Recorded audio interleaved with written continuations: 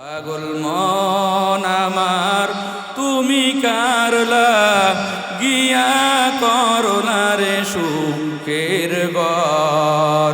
পাগল মন আমার তুমি কারলা গিয়া করলা রে বাড়ি ঘর। উপর তলায় বাতি জ্বলে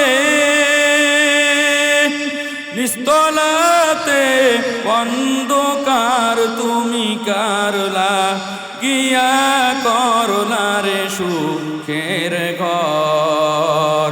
পাগল মন আমার তুমি কারলা গিয়া করলা রে বাড়ি ঘর।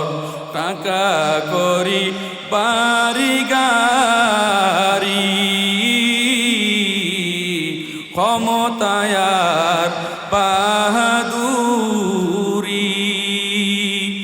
আজরাইলে মারলে থাবা পাইবা না পথ পালাবার তুমি কারলা গিয়া করলা রে বাড়ি ঘর। পাগল মন আমার তুমি কারলা গিয়া করলা রে সুখের ঘর। ফাতেমাকে কবর দেওয়ার পর সবাই যখন চলে আসলো, আলী রাদিয়াল্লাহু তাআলা আনহু আসে না। আলী রাদিয়াল্লাহু তাআলা আনহু কবরের উপরে পড়তেছেন, হাউমাউ করে কান্নাকাটি করতেছেন আর কবিতা আবৃত্তি করতেছেন। হাবিবুন গাবান আইনি ওয়া জিসমি ওয়ান কলবি হাবিবি লা ইয়াগিবু। হাবিবুন লাইসা ইয়াদিল্লু হাবিবুন ওয়া মা লিসাওয়াহু ফি কলবি নাসিবুন। এইভাবে কবিতা আবৃত্তি করে শোনায় আর বলে, ও ফাতেমা, তুমি তো আমার চোখের শীতলতা ছিল। তুমি যদিও আজকে মৃত্যুর কারণে চোখের আড়াল, কিন্তু আমি যতদিন দুনিয়াতে আছি আমার অন্তরে তুমি থাকবা। এইভাবে কবিতার সেরা আবৃত্তি করে জানাইয়া দিলেন। ও মুসলমান, এত পর্দা ফাতেমাতুজ জোহরা বিশ্ব নবীর মেয়ে হওয়ার পরেও করছে। মৃত্যুর পরেও বেগানা পুরুষ তার জানাজায় আশাকেও বেপরদা মনে করছে। ফাতেমাতুজ জোহরা রাদিয়াল্লাহু তাআলা আনহা বিশ্ব নবীর মেয়ে, কত বড় নবী। ও মুসলমান, আজকে যদি স্বামীর চাইতে স্ত্রীর ফ্যামিলির অবস্থা ভালো হয়, স্ত্রীকে স্বামী ডাক দিতে পারে না, বাপের বাড়ির বড়াই দেখায়, আমার বাবার এত টাকা আছে, আমার বাবার এত ক্ষমতা আছে, আমার ভাইরা শিক্ষিত, তুমি তো একটা গণ্ড মূর্খ, এইভাবে খোঁড়া দেয় কি দেয় না? অথচ বিশ্ব নবী জান্নাতি মহিলাদের সরদারিনী, জান্নাতের সার্টিফিকেট দুনিয়াতে পাইছে। ফাতেমাতুজ জোহরা বিশ্ব নবীর মেয়ে, এমন একজন ব্যক্তিও স্বামীর কাছে মাপ চায় কি চায় না? হুসাইন রাদিয়াল্লাহু তাআলা আনহুমা দুজন নানাজির সঙ্গে চলে গেলেন। যাইয়া বলতেছেন, ও নানাজি, আপনি কেমন আছেন? সালাম দিলেন। নানা বলতেছেন, ও নাতি, ভালো আছি, তোমরা এখানে কেন আসছো? বলে, নানা, বাবা মায়ে কাঁদতেছেন দুজন, কারণ জিজ্ঞেস করি। বলে না, মাকে ডিস্টার্ব করার পর মা বিগত দিনের ন্যায় আপনার কাছে পাঠাইয়া দিছে। ও নানা, এই জন্য আপনার কাছে চলে আসছি। মুহাম্মাদুর রাসূলুল্লাহ বললেন, নাতি, তোমরা তো ভুল করতেছো, তোমরা তো ভুল করতেছো। তোমার মার কাছে যাও, আমি নানার কাছে বেঁচে থাকলে আবার আসতে পারবা। মার কাছে যাও। বলে, নানা, কি জন্য? আম্মু না পাঠাইয়া দিছে, এখন গেলে আবার আম্মু রাগ করবে। বলে, তারপরেও যাও, কারণ আজকের মতো জনমের দুখুনি মাকে যতবার পর মা ডাকো, আজকের পরে আম্মু বলে হাজার চেষ্টা করলে একটা ডাক দিতে পারবে না। ও নাতি আমার, তোমরা যাও আম্মুর কাছে। যেই মাত্র এই খবর শুনলেন, হাসান হুসাইন রাদিয়াল্লাহু তাআলা আনহুমা হাউমাউ করে কান্না দিলেন। হাঁটি হাঁটি পা পা করে ফাতেমার ঘরের দিকে রওনা। দরজার কাছে এসে দুটো ভাই গৌরাবলি করতেছে। মুরগি জবাই করে দিলে যেমন ছটফট করে হাসান হুসাইন সেইভাবে গড়াগড়ি করতেছে, কারণ বাচ্চার কাছে মায়ের কোল কি জিনিস, এটার চাইতে উত্তম কোনো কিচ্ছু দুনিয়াতে নাই। হাসান হুসাইন গড়াগড়ি করতেছে, আম্মার কাছে চলে গেলে এবার বলতেছেন তোমরা কেন আসছো? ফাতেমা বলতেছেন, হাসান হুসাইন বললেন আম্মা তুমি কি এত বড় নিষ্ঠুর হয়ে গেলে? তুমি তো মারা যাইবা এই কথা আমাকে বলো নাই, আমাদেরকে বলো নাই। নানাজির কাছে গেছি, নানাজি আমাদেরকে সব বলে দিয়েছে, তুমি এত বড় নিষ্ঠুর কেমনে হইলা? ও মা, আজকের পরে তো আম্মু বলে কাকে চুমু খাবো, আম্মু বলে কাকে ডাক দিব, আম্মু বলে গোসল করাইয়া দেও কাকে বলবো, আম্মু ভাত দাও কাকে বলবো? ও মা, তুমি এত বড় নিষ্ঠুর কেমনে একটু জানাইলে না? নানার কাছে যদি না যাইতাম তুমি দুনিয়ার থেকে আমাদেরকে ছেড়ে চলে যাইতা, কিন্তু আমাদের জানা হতো না। মাকে জড়াইয়া হাসান হুসাইন রাদিয়াল্লাহু তাআলা আনহু মাধুরুজুল কান্নাকাটি করে। আলী একদিকে কান্দে, ফাতেমা একদিকে কান্দে, রোল পড়ে গেল ঘরের ভিতরে। এদিক থেকে জোহরের নামাজের আজান হয়ে গেল।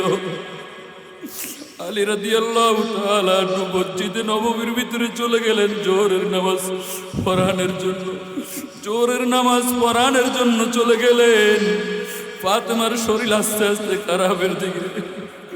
ফাতেমা জোহরের নামাজ কষ্টে মষ্টে আদায় করলেন। সন্তান দুইটারে কাছে ডাকলেন, চুমু খাইলে আর বলতেছেন, বাবা তোমার বাবা মসজিদে গেছে, বাবাকে একটু ডাইকা নিয়ে আসো বলে আম্মু ডাকছে। হাসান হুসাইন কান্না জড়িত চক্ষু নিয়ে বাবার মসজিদে যায়। বাবাকে বলতেছেন, বাবা আম্মুর অবস্থা ভালো না, আম্মু বলছে তাড়াতাড়ি বাসায় যাওয়ার জন্য। আলী রাদিয়াল্লাহু তাআলা আনহু বাসায় পাগল ভরা বেকুবের মতো ছুটে চলে আসলে। আলী রাদিয়াল্লাহু তাআলা আনহু আসার পর ফাতেমা জোহরা রাদিয়াল্লাহু তাআলা আনহা কয়, স্বামী আমার কাছে আসেন, পাশে আসে। আলী রাদিয়াল্লাহু তাআলা আনহু বসলেন। ফাতেমা রাদিয়াল্লাহু তাআলা আনহার কল্লাটা আলীর রানের উপরে। ফাতেমা দুই চোখের পানি ছেড়ে ছেড়ে ঝরঝর করে কাঁদতেছে। আর আলীর চেহারার দিকে তাকায়, একবার হাসান হুসাইনের চেহারার দিকে তাকায়, শোকে বুকটা ফেটে যায়। আমার এই ছোট্ট ছোট্ট দুইটা বাচ্চার চেহারার দিকে চাইলে ক্ষুধা নিবারণ হয়ে যায়। আমি মা তো আর দেখতে পারবো না।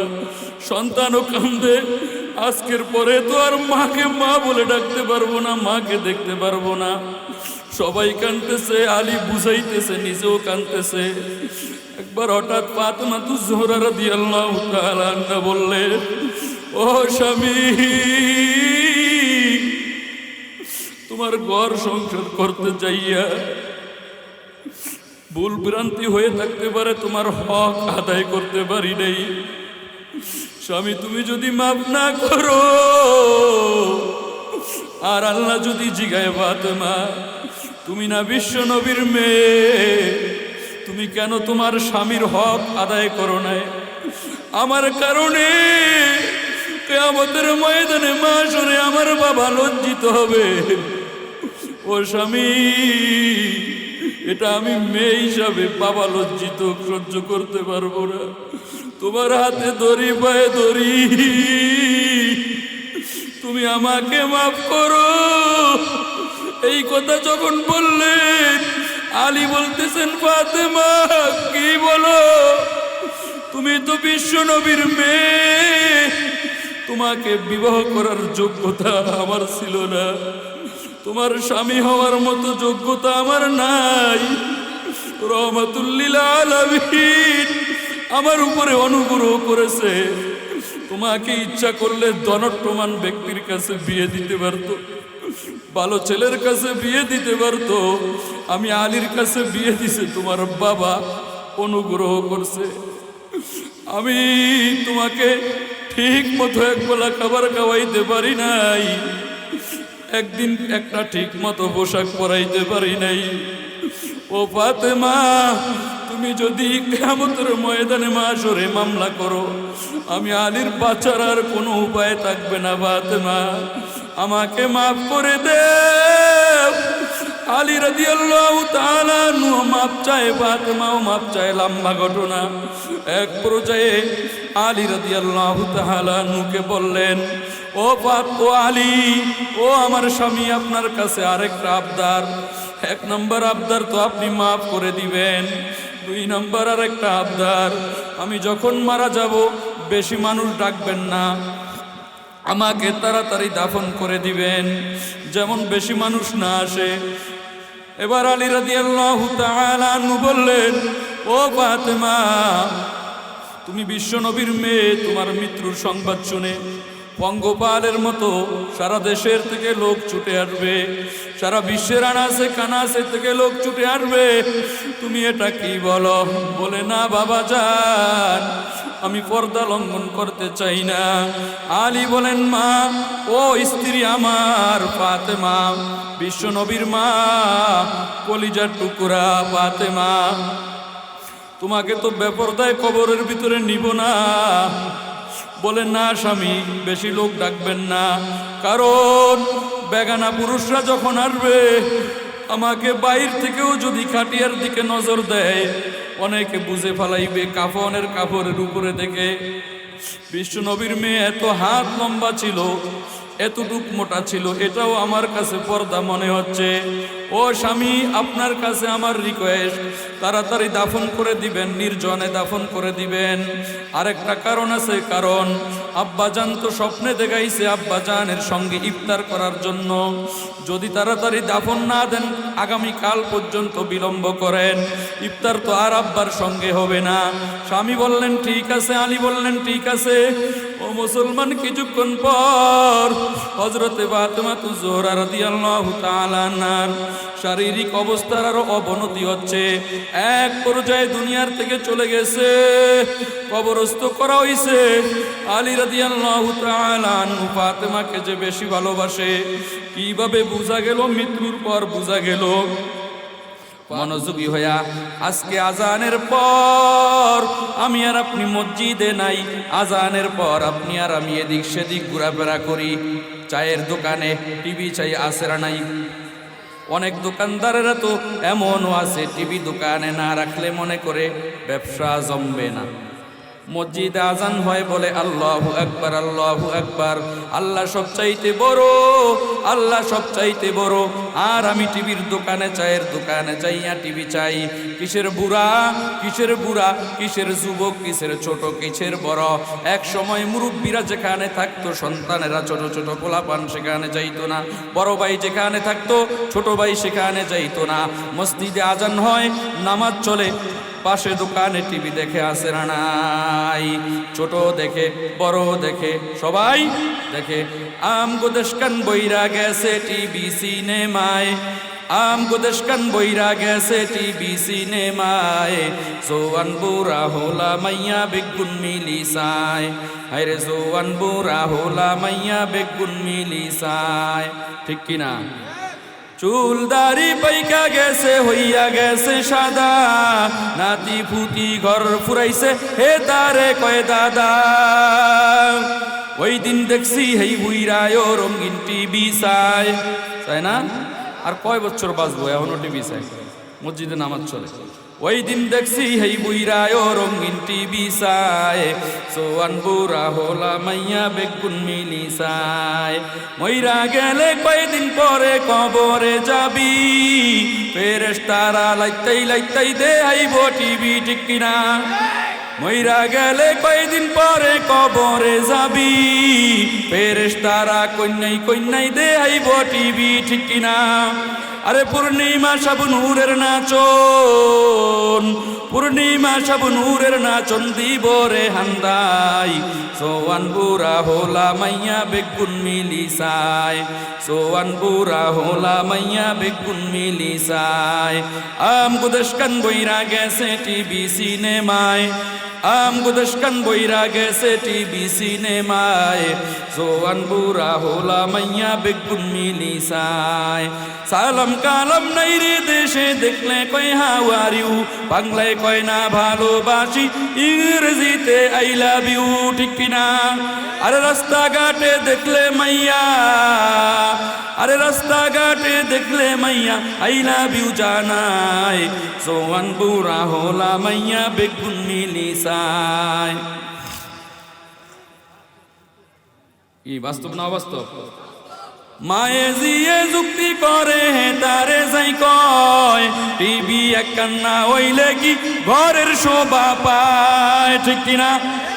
আপনাদের এদিকের মানুষ ভালো, আমাকে ওদিকে 17 ইঞ্চি টিভি আনছে, মেয়ের প্র্যাকটিসে বাজছে। বান্ধবীরা যদি কখনো টিভি দেখতে আসে, আইসা কি বলবে, এই টিভি 24 না 25 ইঞ্চির টিভি লাগবে। আব্বু বয়স হয়েছে, কিচ্ছু বোঝো না বর্তমান যুগ জমানা সম্পর্কে, কি আছে না নাই? এগুলা থেকে বিরত থাকতে হবে। নামাজের টাইমে দোকানে থাকবো, বাজারে থাকবো নাকি মসজিদে থাকবো? তাহলে 1 নাম্বার গুণ আল্লাযীনা হুম ফি সলাতিহিম খাশিউন, হুজুর সঙ্গে নামাজ পড়া, সময় কম, বিস্তারিত বলার সুযোগ নাই। 2 নাম্বার গুণ ইমানদারের ওয়াল্লাযীনা হুম আনিল লাগবি মুরিদুন, অনর্থক কথাবার্তা কাজ কাম থেকে আমরা বিরত থাকা। আল্লাহ তাআলা বলেন মা ইয়ালফিজু মিন কাউলিন ইল্লা লাদাইহি রাকীবুন আতীদ। আমরা সকাল থেকে সন্ধ্যা পর্যন্ত যা কিছু বলি আল্লাহ তাআলার কাছে ক্যামেরাবদ্ধ হয়ে থাকে। দুনিয়ার মানুষকে আল্লাহ তাআলা সৃষ্টি করেছেন, দুনিয়ার মানুষের মেধা বিবেক আর বুদ্ধি দিয়েছেন কে? ওই আল্লাহ তাআলা মানুষ সৃষ্টি করেছেন, ওই মানুষকে মেধা দিয়েছেন, বুদ্ধি দিয়েছেন। মানুষ মেধা খাটাইয়া আইফোন তৈরি করে, ভিভো সেট তৈরি করে, রেডমি তৈরি করে, আরো অনেক সেট তৈরি করে। ওই সেটের ভিতরে মেমোরি আছে, ওই সেটের ভিতরে ফোন মেমোরি আছে। রেকর্ড হয় না? না হয়। দুনিয়ার প্রযুক্তি দ্বারা যদি কথা রেকর্ড করা যায়, আমার মাওলা যেই মানুষকে বানাইছে, যেই মানুষের মাথার ভিতরে এই প্রযুক্তির জ্ঞান দিছে, ওই মাওলার কাছে এর চাইতে উন্নত ক্যামেরা আছে না নাই? আল্লাহ তাআলার ক্যামেরা তো রেকর্ড হইয়া থাকে। এই জন্য যা খুশি তা বলা যাবে না, যখন খুশি তখন বলা যাবে না। কারণ আল্লাহ তাআলা সূরা ইয়াসিনের ভিতরে বলেন, দুনিয়াতে যারা ইচ্ছা মতো মুখ চালায়, সকালে দোকানে বসে কার সঙ্গে কার মায়া বাইরিয়ে গেছে, এগুলি আলোচনা। তো কেউর মায়া যদি কেউর লোকে বাইরিয়ে যায় আর থাকে, আমার কিছু হইব আর যাইব কি? আইব আর যাইব? এগুলো সমালোচনা না, গীবত না? পয়গম্বর বলেন গীবত কত বড় মারাত্মক। আল গীবাতু আশাদ্দু মিনাজ জিনা, গীবত জিনার চাইতো মারাত্মক। কারণ কেউ যদি জিনা করে, আল্লাহর হক লঙ্ঘন করে, জিনা করার পরে যদি অন্তরটার ভিতরে ভয় চলে আসে, আল্লাহ তাআলার কাছে সারেন্ডার করার জন্য মসজিদে চলে আসে, দুরূদ শরীফ পড়ে, নামাজ পড়ে, দোয়া করে, আল্লাহ তাআলা মুহূর্তের ভিতরে মাফ করে দিতে পারে কি পারে না? আল্লাহ তাআলা মাফ করে দিতে পারে। কিন্তু কেউ যদি কারো গীবত করে, এটা বান্দার হক নষ্ট করলো। বান্দা যতক্ষণ পর্যন্ত মাফ না করবে, ততক্ষণ পর্যন্ত আল্লাহ মাফ করবে না। ও মুসলমান, এই জন্য পয়গম্বর অন্য হাদিসের ভিতরে বলেন গীবত কত বড় মারাত্মক। আল্লাহর নবী বলেন খাসলাতানি তুফসিদানি সাওম, 2টা অভ্যাস এমন আছে, রোজা নষ্ট করে দেয়, নামাজ নষ্ট করে দেয়, হজের সওয়াব নষ্ট করে দেয়, যাকাতের সওয়াব নষ্ট করে দেয়। আল গীবাতু আল কিযবু, 1 নাম্বার হচ্ছে গীবত, 2 নাম্বার হচ্ছে মিথ্যা কথা বলা। পয়গম্বর অন্য হাদিসের ভিতরে বলেন নাহা রাসূলুল্লাহ সাল্লাল্লাহু আলাইহি ওয়াসাল্লাম আনিল গীবাতি ওয়া আন ইসতিমাইল গীবা। আল্লাহর নবী আমাদেরকে গীবত বলা এবং শ্রবণ করা থেকে নিষেধ করেছেন। জান্নাতীরা জান্নাতে যাওয়ার পর, জাহান্নামীরা জাহান্নামে যাওয়ার পর জান্নাতীরা জাহান্নামীদেরকে প্রশ্ন করবে, জান্নাতীরা উত্তর দিবে। জাহান্নামীরা জান্নাতীদেরকে প্রশ্ন করবে, জান্নাতীরা উত্তর দিবে। জিজ্ঞাসা করবে জান্নাতীরা, আনিল মুজরিমিনা মা সালাকাকুম ফি সাকর। ও ভাই, আমরা একই গ্রামের মানুষ ছিলাম, একই বাজারে বাজার করতাম, একই এলাকার বাসিন্দা ছিলাম, একই অফিসে চাকরি করতাম, তোমাদেরকে সাকার নামক ভয়ঙ্কর জাহান্নামে কিসে নিয়ে আসলো? আর আমরা জান্নাতি, জাহান্নামীরা তখন চারটা অভ্যাসের কথা বলবেন। ক্বালু লাম নাকু মিনাল মুসাল্লিন, এক নাম্বার, আমরা মুসল্লি ছিলাম না, নামাজ পড়তাম না। তোমরা নামাজ পড়তা, এই জন্য তোমাদেরকে জান্নাত দিছে, আমরা নামাজ পড়তাম না। এক নাম্বার গুণ জাহান্নামে দেওয়ার। দুই নাম্বার, ওয়াকুন্না নাকুদু মাল খায়দিন, আমরা মানুষের সমালোচনা করতাম। তিন নাম্বার, ওয়ালাম নাকুনু তুইমুল মিসকিন, আমরা এতিম মিসকিনদেরকে খাবার খাওয়াইতাম না। চতুর্থ নাম্বার, ওয়াকুন্না নুকাজ্জিবু বিয়াউমিদ্দিন, কিয়ামতের দিবসকে অস্বীকার করতাম। তাইলে জাহান্নামে যাওয়ার যেই চার কারণ, এই কারণের ভিতরে গীবত আছে না নাই? এই জন্য মুখ মন চাইলি চালাইতে নাই। সূরা ইয়াসিনের ভিতরে আল্লাহ তাআলা বলেন, যারা দুনিয়াতে মুখ চালাইবে, যা ইচ্ছা তা বলবে, মৌলবীদেরকে গালিগালাজ করবে, ও মুখ সে মুখ বলবে, এক ভাই আরেক ভাইকে গালিগালাজ করবে, আছে না নাই? ওরে গালারি রে, বিসমিল্লাহ সারা একটু বাজলি হয়, যদি আমার একবার দেয় 10 বার দেয়, আছে না নাই? আল্লাহ তাআলা বলেন, আলিয়াউমা নাখতিমু আলা আফওয়াহিহিম ওয়া তুকাল্লিমুনা আইদিহিম ওয়া তাশহাদু আরজুলুহুম বিমা কানু ইয়াকসিবুন। কিয়ামতের ময়দানে মাশরে আল্লাহ পাক রব্বুল আলামিন মানুষের জবান বন্ধ করে দিবে। জবান, হাতকে বলবে, হাত সাক্ষী দাও তোমার দ্বারা কি কি অন্যায় করেছে। জুবানকে বলবে, সাক্ষী দাও তোমার দ্বারা কি কি অন্যায় করেছে। পাওকে বলবে, পাও সাক্ষী দাও তোমার দ্বারা কি কি অন্যায় করেছে। এইভাবে হাত সাক্ষী দিবে, পা সাক্ষী দিবে, জুবান সাক্ষী দিবে, এইভাবে সাক্ষী দিবে। ওই লোকটা নিজের জিহ্বায় নিজে কামড়াইতে থাকবে, হায় তোদের জন্য দুনিয়াতে কত কিচ্ছু করেছি, আজকে আমার হাত আমার বিরুদ্ধে সাক্ষী দেয়, আমার শরীর আমার বিরুদ্ধে সাক্ষী দেয়। এই শরীরকে ঠিক রাখার জন্য কত কষ্ট করেছি, কত চেষ্টা করেছি, হায় আজকে আমার কি হবে, আজকে আমার কি হবে। এই হাতও আমার বিরুদ্ধে সাক্ষী দেয়, পাও আমার বিরুদ্ধে সাক্ষী দেয়। আল্লাহ বলেন, এই কোরআন হাদিস অনুযায়ী বলার পর যারা এই অন্যায় থেকে ফিরে আসবে না, আল্লাহ তাআলা সূরা কাহাফের 124 নম্বর আয়াতের ভিতরে বলেন, সূরা তাহার 124 নম্বর আয়াতের ভিতরে বলেন, ওয়ামান আরাদা আন যিকরি ফাইন্না লাহু মাঈশাতান দানকা ওয়া নাহশুরুহু ইয়াওমাল কিয়ামাতি আমা। যারা মানুষের গীবত করবে, শিকায়েত করবে, কোরআন ও হাদিস অনুযায়ী উলামায়ে কেরাম বুঝাবে, তারপরও বিরত থাকবে না। ওয়া নাহশুরুহু ইয়াওমাল কিয়ামাতি আমা। দুনিয়ার জীবনটা দঙ্কা, মাঈশাতান দঙ্কা, দুনিয়ার জীবনটা সংকীর্ণ করে দিবে, কিয়ামতের ময়দানে মাশরে অন্ধ করে উঠাবে। আল্লাহ তাআলা কে সে বলবে, ক্বালা রাব্বি লিমা হাশারতানি আ'মা, আয় আল্লাহ দুনিয়াতে তো আমার চক্ষু ছিল, কিন্তু আজকে কেন আমি অন্ধ। আল্লাহ তাআলা বলবেন, ওয়া কাযালিকাল ইয়াওমা তুনসা। দুনিয়াতে উলামায়ে কেরাম বয়ান করেছে, তুমি দেখাও দেখো নাই, শুই নাও শুনো নাই, এই জন্য আজকে চোখ বন্ধ করে দিলাম। কি হবে এদিন? কিছু করার থাকবে? মাতবরি খাটাইতে পারবো? তাহলে 2 নাম্বার গুণ হচ্ছে অনর্থক কথাবার্তা থেকে বেঁচে থাকবো। ওয়াল্লাযীনা হুম লিয-যাকাতি ফাঈলুন। 3 নাম্বার গুণ হচ্ছে ইমানদার যারা, তারা যাকাত আদায় করবে। কি আদায় করবে? যাকাত আদায় করবে। আমাদের বর্তমানে রাষ্ট্রীয় যে অর্থনৈতিক ব্যবস্থা, এটা হলো সুদী ব্যবস্থা। এটা যাকাত ব্যবস্থা যতদিন পর্যন্ত হবে না ততদিন পর্যন্ত দরিদ্র বিমোচনের স্লোগান থাকবে, কিন্তু কোনো কাজ হবে না। ইসলামের 5টা মৌলিক বিধান স্তম্ভ, আল্লাহর পয়গম্বর বলেন বুনিয়াল ইসলামু আলা খামস, শাহাদাতি আল্লাহ ইলাহা ইল্লাল্লাহ ওয়া আন্না মুহাম্মাদার রাসূলুল্লাহ। ইসলামের 5টা স্তম্ভ, 1 নম্বরে এই কথার সাক্ষ্য দেওয়া আল্লাহ ছাড়া কোনো মাবুদ নাই। পয়গম্বর বিশ্বনবী জনাবে মুহাম্মাদুর রাসূলুল্লাহ আল্লাহ তাআলার মাবুদ রাসূল। ওয়া ইকামিস সালাতি, 2 নম্বর নামাজ কায়েম করা। ওয়া ইতাইজ যাকাত, 3 নম্বর যাকাত আদায় করা।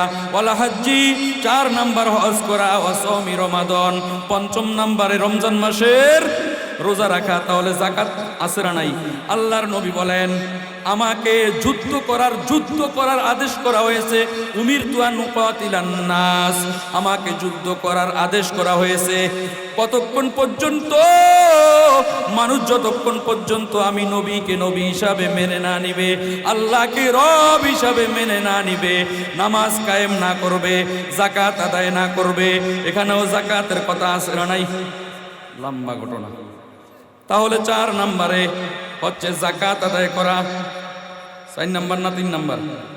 3 নম্বর গেছে মনে হয়। হ্যাঁ, ওয়াল্লাযীনা হুম লিফুরুজিহিম মাহাফিজুন, 4র্থ নম্বরে হচ্ছে লজ্জা স্থানের কি করা? হেফাজত করা। এখানে ছোট ছোট লাইন আছে, এগুলোর ব্যাখ্যা করলে সমস্যা। বুঝছেন তো? লজ্জা স্থানের কি করা? হেফাজত করা।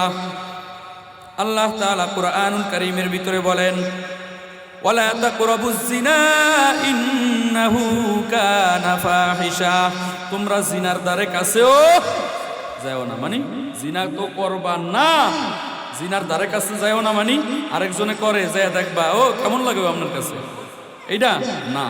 বরংস জিনা করার জন্য আকৃষ্ট হইতে যত উপকরণ আছে, চেহারা দেখা, হাত দেখা, পা দেখা, টোটো লিপস্টিক মাইকিয়া আইছে, একবারে দেখলি প্রেমে ভরিয়া যায়। আছে না এরম?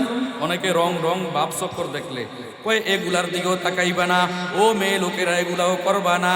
আল্লাহর নবী বলেন ও সাহাবায়ে কেরাম, 2টা জিনিসের আমানত আর জিম্মাদারি যদি আমি পয়গম্বরকে দিতে পারো, পয়গম্বর তোমাদের জন্য জান্নাতে নেওয়ার জিম্মাদারি হয়ে যাব।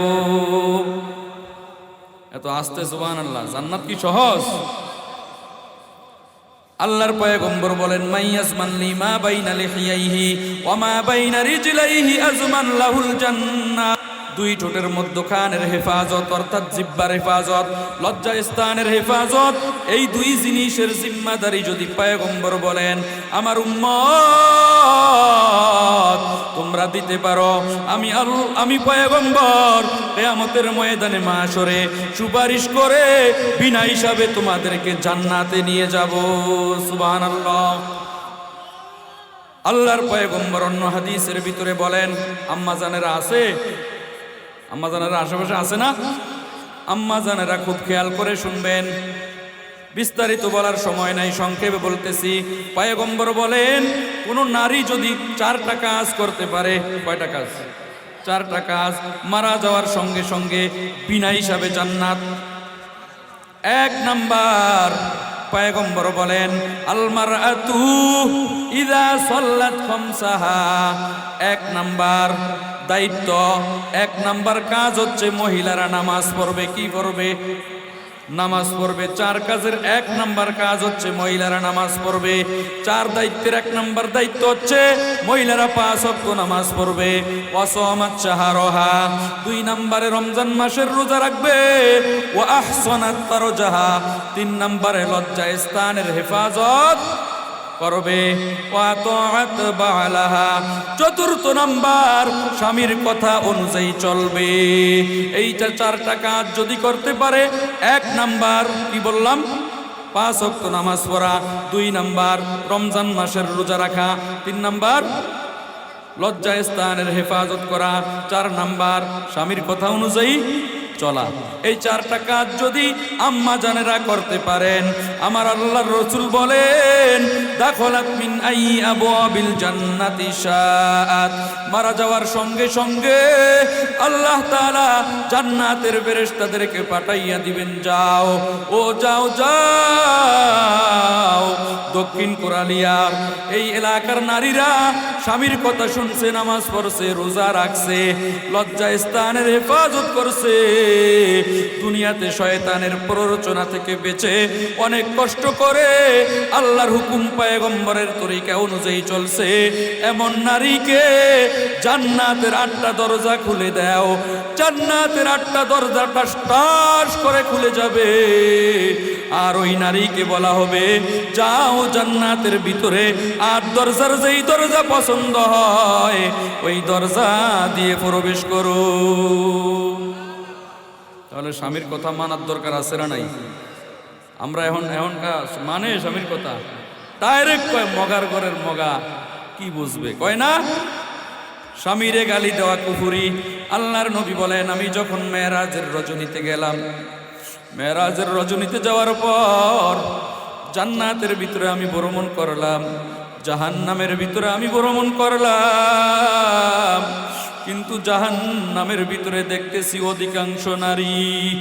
ভাই জিবরাইলকে বললাম, ও ভাই জিবরাইল, এই নারীরা কেন জাহান্নামের ভিতরে? নারী জাতি সোজা মানুষ, সরল সোজা মানুষ, কেন তারা জাহান্নামের ভিতরে আসছে? জিবরাইল আমিন বললেন, পয়গম্বর, এরা 2টা অপরাধের কারণে জাহান্নামের ভিতরে আসছে। 1 নাম্বার স্বামীর সঙ্গে কুফরি করার কারণে। আল্লাহর নবীর এই বাণী শুনে, হাদিস শুনে সাহাবায়ে কেরাম আশ্চর্য হয়ে গেলেন, ইয়া রাসূলুল্লাহ, কুফরি তো স্বামীর সঙ্গে হয় না, কুফরি তো কার সঙ্গে হয়? কিন্তু আপনি যে বললেন স্বামীর সঙ্গে কুফরি করেছে, এটা কিভাবে বুঝলাম না। আল্লাহর নবী বলেন, ও সাহাবায়ে কেরাম, লাউ আহসানতা ইলা ইহদাহুন্নাদ দার, স্বামীর ঘর সংসার 10-15 বছর করতেছে, স্বামী ঠিক মতো সবকিছু দেয়, কিন্তু একদিন স্বামীর কাছে যেই কোনো একটা জিনিস চাইছে, 30 পিস আইব্রু, লিপস্টিক অথবা সুনু পাউডার, যেই কোনো জিনিস চাইছে, স্বামীর হাত ছিল আনতে পারে নাই। ওই মহিলা 15-16 বছর ঘর সংসারে কোনোদিন স্বামী তাকে আইব্রু, লিপস্টিক, সুনু পাউডার, হাঁস কোষ, জামা পোশাক সবকিছুই দিছে, কিন্তু একদিন যখন স্বামী আনতে পারে নাই, মহিলা ধৈর্যহারা হয়ে সঙ্গে সঙ্গে বলল, তোমার ঘরে আসিয়া, তোমার আতালে আসিয়া আমি কিচ্ছুই পাইলাম না। বলে কি বলেন? আল্লাহর নবী বলেন, ও সাহাবায়ে কেরামের দল, এটাই হচ্ছে স্বামীর সঙ্গে না শুকরি করা।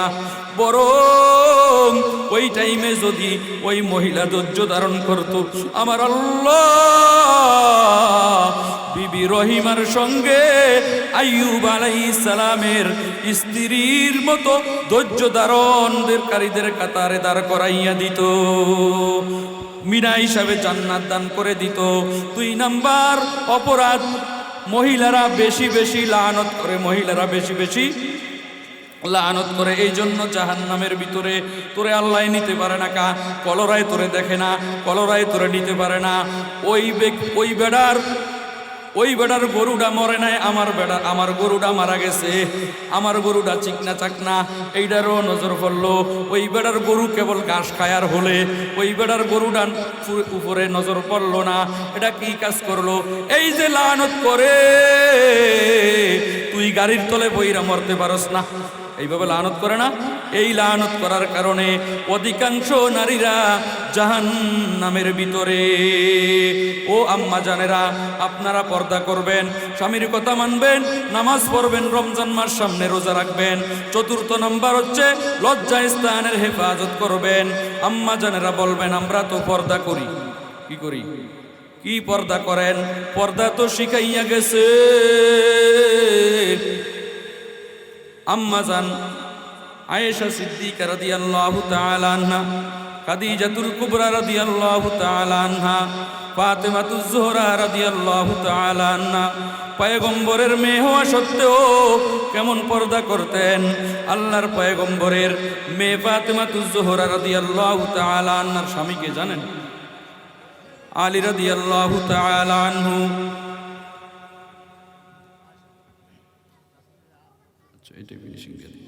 হযরতে আলী রাদিয়াল্লাহু তাআলা আনহু ফাতেমাতুজ জোহরা রাদিয়াল্লাহু তাআলা আনহার স্বামী, আর ফাতেমা হচ্ছেন আলী রাদিয়াল্লাহু তাআলা আনহুর স্ত্রী। এই ঘটনা বলি শেষ। স্বামী আর স্ত্রী রমজান মাস প্রথম রাত ঘুমের ঘরের ভিতরে বিছনায় গল্প গুজব করতেছে। এক পর্যায়ে আলী রাদিয়াল্লাহু তাআলা আনহু ঘুমের ঘরের ভিতরে নিমজ্জিত, ফাতেমাতুজ জোহরা রাদিয়াল্লাহু তাআলা আনহা ঘুমের ঘরের ভিতরে নিমজ্জিত। রাত্রি যখন গভীর হয়, ফাতেমা এক মর্মান্তিক ঘটনা, এক মর্মান্তিক স্বপ্ন দেখে পালাইলেন। ফাতেমাতুজ জোহরা রাদিয়াল্লাহু তাআলা আনহা স্বপ্নের ঘরের ভিতরে এর আগ থেকে 6 দিন আগ থেকে ফাতেমার জ্বর, অসুস্থ, 6 দিন আগ থেকে জ্বর।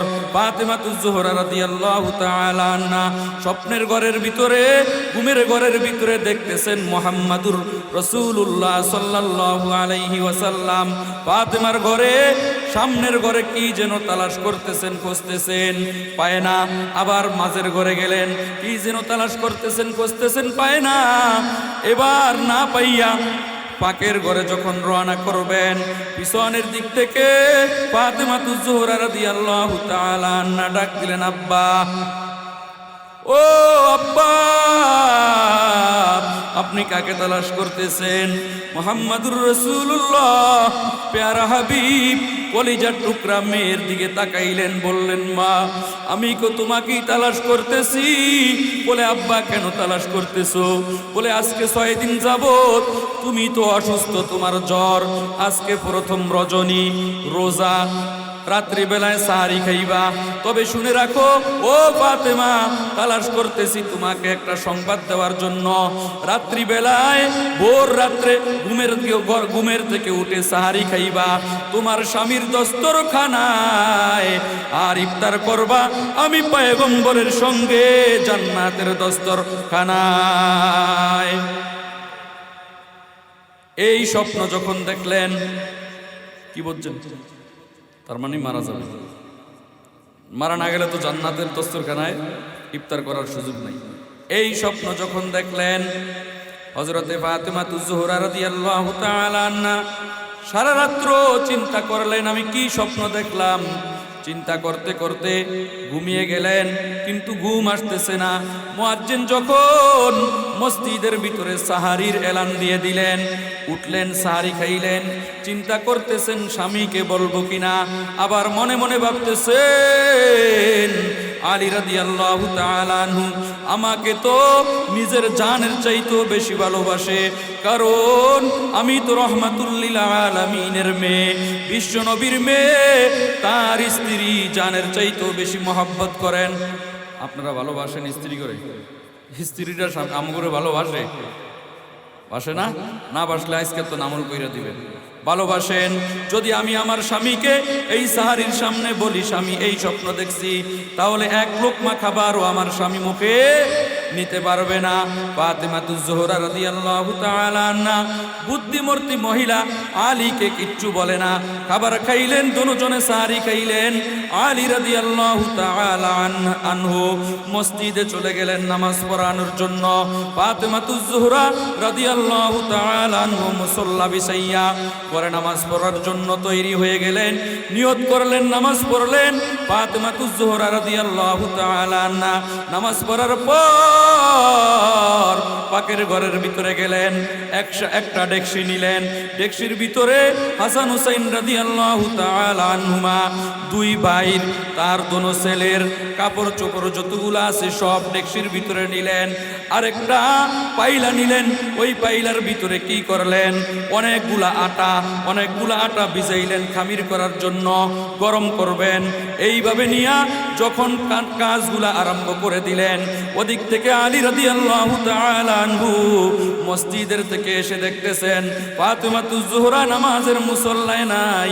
আলী রাদিয়াল্লাহু তাআলা আনহু মনে মনে কয়, জীবনে তো ফাতেমাকে এই ফজরের নামাজের পর ইশরাকের আগ পর্যন্ত মুসল্লা থেকে উঠতে দেখি নাই। আরে এখন মহিলারা ইশরাক তো থাক দূরের কথা, হুজুরের বউ, এই যে আমি ওয়াজ করতেছি, আমাদের বউরাই তো পড়ে না।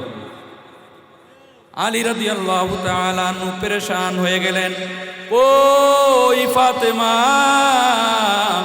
সামনের ঘরে তালাশ করলেন নাই, মাঝের ঘরে তালাশ করলেন নাই, তালাশ করতে করতে পাকের ঘরে যাইয়া দেখতেছেন ফাতেমাতুজ জোহরা রাদিয়াল্লাহু তাআলা আনহা পাকের ঘরের ভিতরে অনেকগুলা কাপড় চোপড় নিলেন, অনেকগুলা গুড়ি নিলেন, আটা নিলেন, খামির বানাবেন, রুটি বানাইবেন।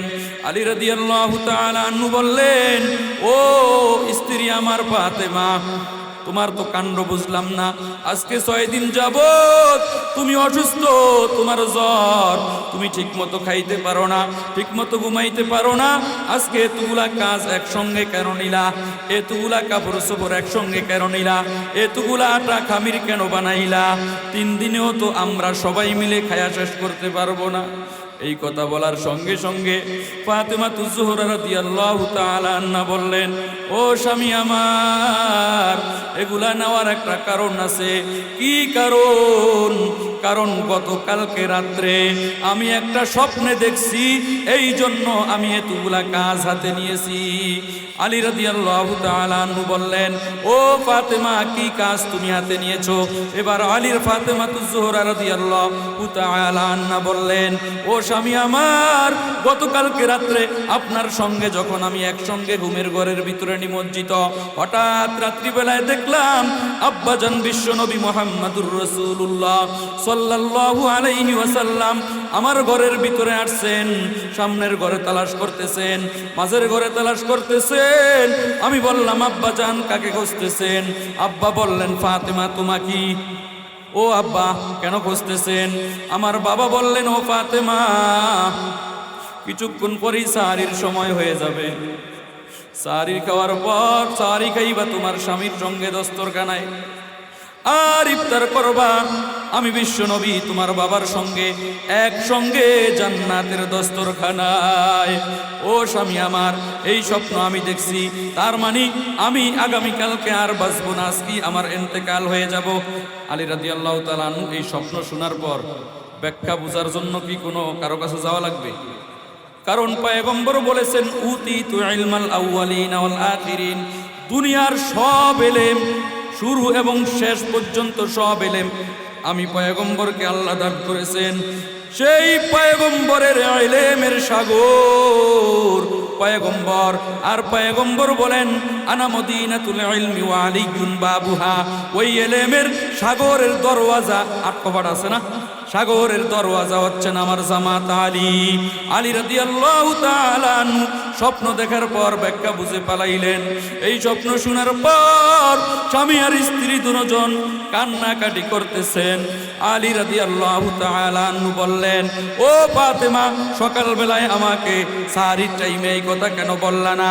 তাহলে তো এই কাজগুলো আমি করে দিতাম। এবার ফাতেমা বলতেছেন, স্বামী আমার, ওই টাইমে যদি আমি বলতাম আপনার সাহারি খাওয়া হতো না। ও লম্বা ঘটনা শর্ট করে বলতেছি। এক পর্যায়ে স্বামী আর স্ত্রী দুজন কাঁদতেছেন। হাসান আর হুসাইন, 2 সন্তান উঠানে খেলাধুলা করতেছেন। বাবা মার কান্নার আওয়াজ 2 সন্তান শোনার পর দৌড়াইয়া ঘরে চলে আসছেন। আব্বা আম্মা কেন কান্দে? দুজনের কান্দা দেখে সন্তান দুজন বেকুল হয়ে গেলেন। একবার বাবার কাছে যায়, আব্বু তুমি কেন কান্দো? একবার মার কাছে যায়, আম্মু তুমি কেন কান্দো? মা কোনো জবাব দেয় না, বাবা কোনো জবাব দেয় না।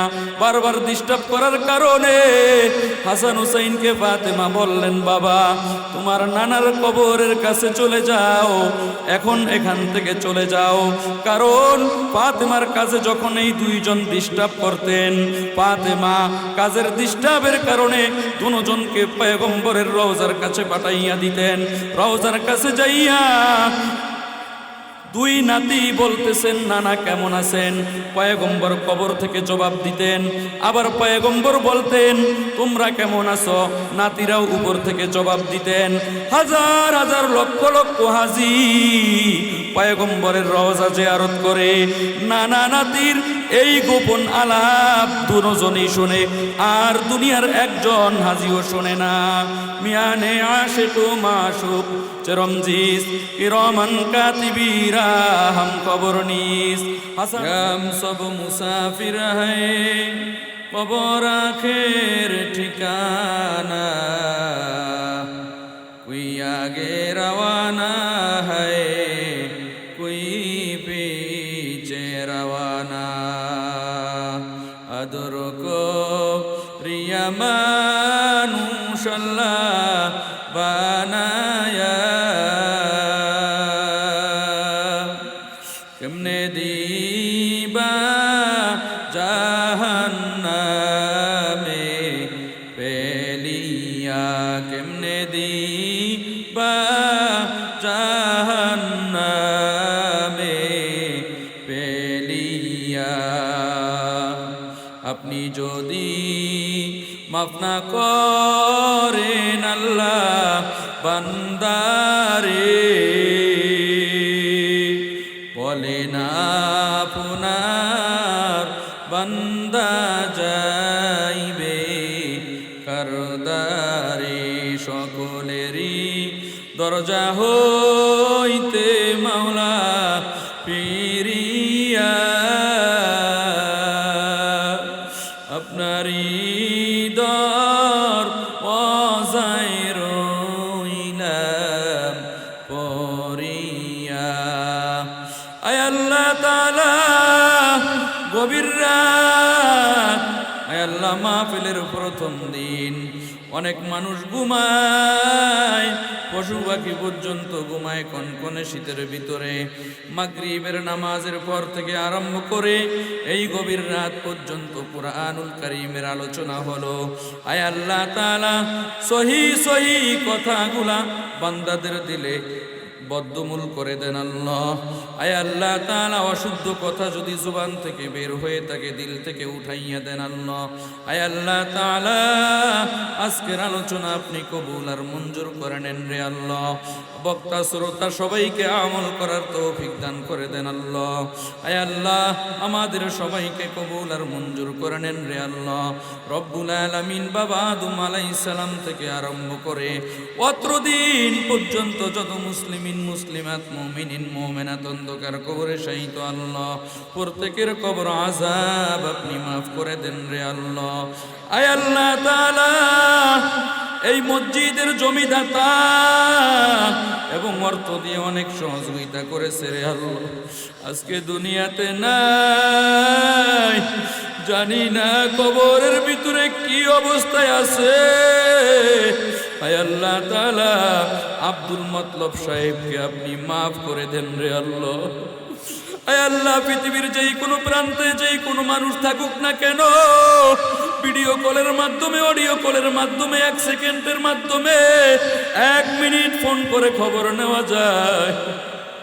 কত আপনজনকে মা বাবা সহ মাত্র 3.5 হাত ঘরের পাশে বাজারের ভিতরে মাটির নিচুরে রেখে আসছে। দিনের পর দিন চলে গেল, সপ্তাহের পর সপ্তাহ চলে গেল, মাসের পর মাস, বছরের পর বছর। আয় আল্লাহ নাই কোনো সাথী নাই কোনো বাতি, কোন অবস্থায় আছে আজও পর্যন্ত জানতে পারলাম না রে আল্লাহ। এরকম মা বাবা যাদের অন্ধকার কবরে মেহেরবানি করে আয় আল্লাহ আপনার রহমতের দ্বারা মাফ করে দেন। আয় আল্লাহ তাদের কবরকে আপনি জান্নাতের বাগিচা বানাইয়া দেন, জান্নাতের বিছনা কবরের ভিতরে বিছাইয়া দেন, জান্নাতের সাথে সংযোগ সৃষ্টি করে দেন রে আল্লাহ। পয়গম্বরের রওজার সাথে সংযোগ সৃষ্টি করে দেন।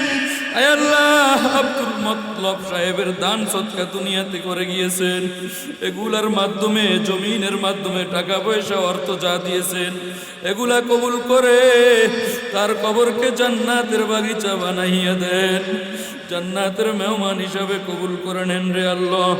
আয় আল্লাহ, প্রবাসীরা দোয়া চাইছে, আয় আল্লাহ যেই নেক মনের আশা নিয়ে দোয়া চাইছে, মনের নেক মাকসাদকে পূরণ করে দেন রে আল্লাহ। আয় আল্লাহ, প্রবাসে যারা থাকে কত কষ্ট করে, বাবার মায়া ত্যাগ করে, মার মায়া, সন্তানের মায়া, স্ত্রীর মায়া ত্যাগ করে, হাড় ভাঙ্গা পরিশ্রম করে, দেশের মায়া ত্যাগ করে, ঈদের সময়ও প্রবাসে সরকার ছুটি দেয় না ঈদ করার জন্য, এত কষ্ট করে যারা আয় আল্লাহ শ্রম দিয়ে অর্থ দিয়ে মাহফিলের জন্য সহযোগিতা করেছে, আয় আল্লাহ তাদের দান সদকাকে কবুল করে নেন, মনের ব্যথাকে দূর করে দেন, আয় আল্লাহ মনের আশাকে পূরণ করে দেন, আয় আল্লাহ প্রবাস জীবন নিরাপদ করে দেন রে আল্লাহ। যাদের চাকরির প্রয়োজন চাকরির ব্যবস্থা করে দেন, যেই সমস্ত পাত্রর পাত্রী প্রয়োজন পাত্রীর ব্যবস্থা করে দেন, পাত্রীর যোগ্য পাত্রর প্রয়োজন পাত্রর ব্যবস্থা করে দেন রে আল্লাহ।